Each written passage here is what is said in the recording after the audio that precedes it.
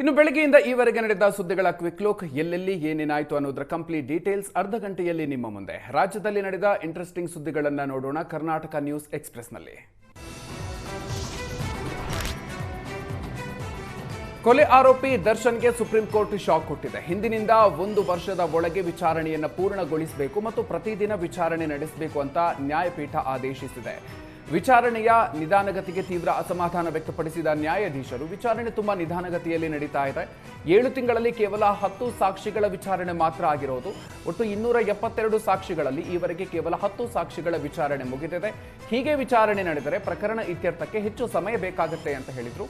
ಪ್ರತಿವಾದಿ ಪರ ವಕೀಲರು ತ್ವರಿತಗತಿ ವಿಚಾರಣೆಗೆ ಸಂಪೂರ್ಣ ಸಹಕರಿಸಬೇಕು ಅಂತ ಸೂಚಿಸಲಾಯಿತು.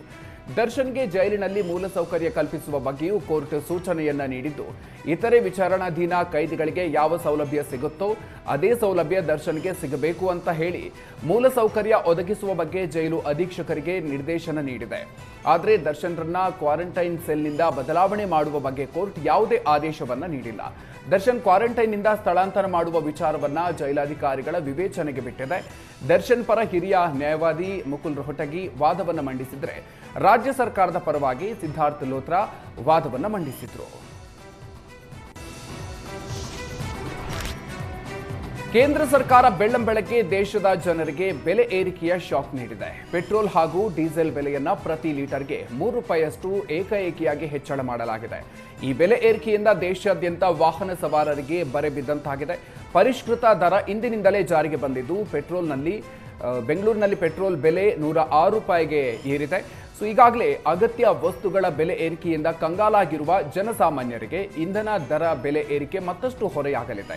ಸಾರಿಗೆ ವೆಚ್ಚ ಹೆಚ್ಚಾಗಿ ದಿನಬಳಕೆಯ ವಸ್ತುಗಳ ಬೆಲೆ ಕೂಡ ಏರಿಕೆಯಾಗುವ ಆತಂಕ ಎದುರಾಗಿದೆ ಅಂತ ಅಂತಾರಾಷ್ಟ್ರೀಯ ಮಾರುಕಟ್ಟೆಯಲ್ಲಿ ಕಚ್ಚಾ ತೈಲದ ದರ ಏರಿಕೆ ಹಿನ್ನೆಲೆಯಲ್ಲಿ ದರ ಪರಿಷ್ಕರಣೆ ಮಾಡಲಾಗಿದೆ ಅಂತ ತೈಲ ಕಂಪನಿಗಳು ತಿಳಿಸಿದೆ.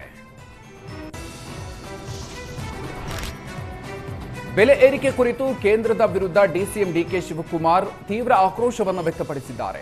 ಅಂತಾರಾಷ್ಟ್ರೀಯ ಸಂಬಂಧ ಉಳಿಸಿಕೊಳ್ಳಲು ನರೇಂದ್ರ ಮೋದಿ ಸಂಪೂರ್ಣವಾಗಿ ವಿಫಲರಾಗಿದ್ದಾರೆ. ಮೋದಿ ಕೈಯಲ್ಲಿ ದೇಶವನ್ನ ಸಂಭಾಳಿಸೋದಕ್ಕೆ ಆಗ್ತಾ ಇಲ್ಲ ಅಂತ ಡಿಕೆ ಶಿವಕುಮಾರ್ ಕಿಡಿಕಾರಿದ್ದಾರೆ. ಮನೆಯಲ್ಲಿ ಅಡುಗೆ ಎಣ್ಣೆ ಬೆಲೆ ನಿಯಂತ್ರಣ ಮಾಡೋದಕ್ಕೂ ಆಗದ ಸ್ಥಿತಿ ಇದೆ ಅಂತ ಕೇಂದ್ರದ ವಿರುದ್ಧ ವಾಗ್ದಾಳಿಯನ್ನ ನಡೆಸಿದ ಅವರು, ಈ ದೇಶ ದುರಂತ ಪರಿಸ್ಥಿತಿಗೆ ಹೋಗ್ತಾ ಇದೆ ಅಂತ ಆತಂಕವನ್ನು ವ್ಯಕ್ತಪಡಿಸಿದರು. ಬೆಲೆ ಏರಿಕೆಯಿಂದ ಸಾಮಾನ್ಯ ಜನರು ತತ್ತರಿಸಿ ಹೋಗಿದ್ದಾರೆ. ಆದರೆ ಕೇಂದ್ರ ಸರ್ಕಾರ ಜನರ ಸಮಸ್ಯೆಗಳಿಗೆ ಸ್ಪಂದಿಸ್ತಾ ಇಲ್ಲ ಅಂತ ಡಿಕೆ ಶಿವಕುಮಾರ್ ಆರೋಪಿಸಿದ್ದಾರೆ. ಪೆಟ್ರೋಲು ಡೀಸೆಲ್ಲು ಬೆಲೆ ಇದು ಮೋದಿಯವರ ಕೊಡುಗೆ. ಇಂಟರ್ನ್ಯಾಷನಲ್ ರಿಲೇಷನ್ಶಿಪ್ಪಲ್ಲಿ ಪಕ್ಕದ ದೇಶಗಳಲ್ಲಿ ಯಾರ ಜೊತೆ ಕೂಡ ಸಂಬಂಧವನ್ನು ಉಳಿಸ್ಕೊಳ್ಳಿಲ್ಲ. ಈಗ ಅವರು ಮಿತಿಯಾಗಿ ಪೆಟ್ರೋಲ್ ಬೆಳೆಸಿ ಚಿನ್ನ ತಗೋಬೇಡಿ, ಅಡುಗೆ ಎಣ್ಣೆ ಹಾಕೋಬೇಡಿ, ಅವೆಲ್ಲ ಯಾರು ಎಲ್ಲಿ ಕಡಿಮೆ ಮಾಡ್ತಾರೆ? ಯಾವ ಅಡುಗೆ ಎಣ್ಣೆ ನಾವು ನಿಲ್ಸೋಕ್ಕಾಗ್ತದೆ? ಅವೆಲ್ಲ ಮಾಡೋಕ್ಕಾಗಲ್ಲ. ದೇಶ ಒಂದು ದೊಡ್ಡ ದುರಂತದ ಪರಿಸ್ಥಿತಿಗೆ ಬಂದಿದೆ. ಈ ದೇಶನ ಕಾಪಾಡಬೇಕು. ಅವರು ಸಂಪಾದನೆ ಮಾಡ್ತಾರೆ, ಅವರು ಬದುಕ್ತಾರೆ. ಅದಕ್ಕೆ ನಾವು ಯಾರನ್ನೂ ಕಂಟ್ರೋಲ್ ಮಾಡೋಕ್ಕಾಗಲ್ಲ. ಇರೋದ್ರಲ್ಲಿ ಅವ್ರ ಬದುಕನ್ನು. ಪೆಟ್ರೋಲ್ ಹಾಗೂ ಡೀಸೆಲ್ ಬೆಲೆ ಏಕಾಏಕಿ ಲೀಟರ್ಗೆ ₹3 ಏರಿಕೆ ಮಾಡಿರುವ ಕೇಂದ್ರ ಸರ್ಕಾರದ ಕ್ರಮಕ್ಕೆ ಗೃಹ ಸಚಿವ ಡಾಕ್ಟರ್ ಜಿ ಪರಮೇಶ್ವರ್ ತೀವ್ರ ಆಕ್ರೋಶವನ್ನು ವ್ಯಕ್ತಪಡಿಸಿದ್ದಾರೆ. ಈ ಸಮಸ್ಯೆ ಎದುರಾಗುತ್ತೆ ಅಂತ ಕೇಂದ್ರ ಸರ್ಕಾರಕ್ಕೆ ಮೊದಲೇ ಗೊತ್ತಿತ್ತು. ಯಾವ ರೀತಿ ಈ ಸಮಸ್ಯೆಯನ್ನು ಬಗೆಹರಿಸಬೇಕು ಅಂತ ಮೊದಲೇ ಗಮನ ಹರಿಸಬೇಕಿತ್ತು ಅಂತ ಪರಮೇಶ್ವರ್ ಕಿಡಿಕಾರಿದ್ದಾರೆ. ಅಗತ್ಯ ವಸ್ತುಗಳ ಬೆಲೆ ಏರಿಕೆಯಿಂದ ಜನಸಾಮಾನ್ಯರು ತತ್ತರಿಸಿರುವ ಸಂದರ್ಭದಲ್ಲಿ ತೈಲ ಬೆಲೆ ಏರಿಕೆ ಮಾಡಿರೋದು ಸರಿಯಲ್ಲ ಅಂತ ಅಸಮಾಧಾನವನ್ನು ವ್ಯಕ್ತಪಡಿಸಿದ ಅವರು, ಇದು ಕೇಂದ್ರ ಸರ್ಕಾರ ಜನಪರವಾಗಿ ಇಲ್ಲ ಅನ್ನೋದನ್ನ ಬಯಲು ಮಾಡಿದರೆ ಜನಸಾಮಾನ್ಯರ ಮೇಲೆ ಕೇಂದ್ರ ಸರ್ಕಾರ ಹೊರೆ ಹಾಕಿರೋದು ಸರಿಯಲ್ಲ ಅಂತ ವಾಗ್ದಾಳಿಯನ್ನು ನಡೆಸಿದ್ದಾರೆ. ಈಗಾಗಲೇ ಹಣದುಬ್ಬರದಿಂದ ಜನ ಕಂಗಾಲಾಗಿದ್ದು, ಇಂಧನ ದರ ಏರಿಕೆಯಿಂದ ಸಾರಿಗೆ ವೆಚ್ಚ ಹೆಚ್ಚಾಗಿ ಎಲ್ಲ ವಸ್ತುಗಳ ಬೆಲೆ ಮತ್ತಷ್ಟು ಏರಿಕೆ ಆಗಲಿದೆ ಅಂತ ಅವರು ಆತಂಕವನ್ನು ವ್ಯಕ್ತಪಡಿಸಿದ್ದಾರೆ.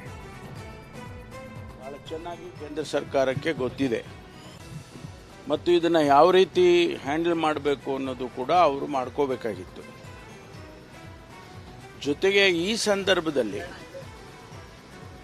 ಅನೇಕ ಅಗತ್ಯ ವಸ್ತುಗಳ ಬೆಲೆ ಜಾಸ್ತಿ ಆಗ್ತಾ ಇರುವಂಥ ಸಂದರ್ಭದಲ್ಲಿ ಮತ್ತೆ ಡೀಸೆಲ್ಲು ಪೆಟ್ರೋಲು ಈ ಬೆಲೆಗಳನ್ನು ಜಾಸ್ತಿ ಮಾಡ್ತಕ್ಕಂಥದ್ದು ಕೇಂದ್ರ ಸರ್ಕಾರದ ನೀತಿಗಳನ್ನು ಎಕ್ಸ್ಪೋಸ್ ಮಾಡಿದೆ. ಅವರು ಜನಪರವಾಗಿ ಇಲ್ಲ ಅನ್ನೋದನ್ನು ಇವತ್ತು ಎಕ್ಸ್ಪೋಸ್ ಮಾಡಿದೆ. ಇದನ್ನು ಮಾಡಬಾರ್ದಾಗಿತ್ತು.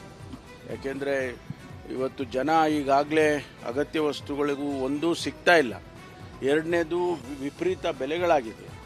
ಇಂಥ ಸಂದರ್ಭದಲ್ಲಿ ಮತ್ತೆ ಡೀಸೆಲ್ಲು ಪೆಟ್ರೋಲು ಸಬ್ಸಿಡಿ ಮಾರಾದರೆ ಅವರು ಅಬ್ಸರ್ವ್ ಮಾಡ್ಕೋಬೇಕಾಗಿತ್ತು. ಪೆಟ್ರೋಲ್ ಡೀಸೆಲ್ ಬೆಲೆ ಏರಿಕೆ ಮಾಡಿದ ಕೇಂದ್ರದ ವಿರುದ್ಧ ಕಾಂಗ್ರೆಸ್ ವಾಗ್ದಾಳಿಯನ್ನು ನಡೆಸಿದೆ. ಸಂಸದ ತುಕಾರಾಂ ಪ್ರಧಾನಿ ಮೋದಿ ಹಾಗೂ ಬಿಜೆಪಿ ನಾಯಕರ ವಿರುದ್ಧ ಹರಿಹಾಯ್ದಿದ್ದಾರೆ. ಹಿಂದೆ ಯುಪಿಎ ಸರ್ಕಾರ ಇದ್ದಾಗ ಪೆಟ್ರೋಲ್ ದರ ಸ್ವಲ್ಪ ಏರಿಕೆಯಾದರೂ ಕೂಡ ಬಿಜೆಪಿಯವರು ಬೀದಿಯಲ್ಲಿ ನಿಂತು ಹೋರಾಟವನ್ನ ಮಾಡಿದ್ರು. ಶೋಭಾ ಕರಂದ್ಲಾಜೆ, ನಳಿನ್ ಕುಮಾರ್ ಕಟೀಲ್ ಎಲ್ಲರೂ ಕೂಡ ಪ್ರತಿಭಟನೆಯನ್ನ ಮಾಡಿದ್ರು. ಈಗ ಅವರು ಏನ್ ಮಾಡ್ತಿದ್ದಾರೆ ಅಂತ ತುಕಾರಾಂ ಪ್ರಶ್ನಿಸಿದ್ದಾರೆ.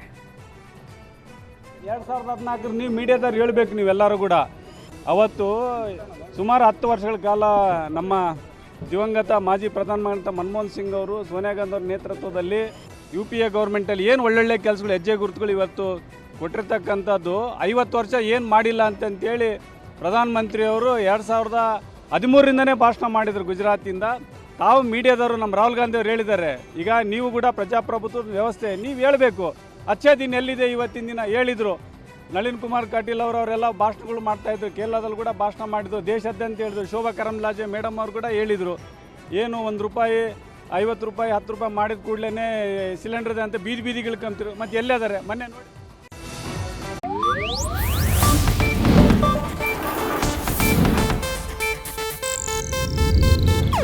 ಇದು ಏಷ್ಯಾನೆಟ್ ನ್ಯೂಸ್ ನೆಟ್ವರ್ಕ್ ಪ್ರಸ್ತುತಿ.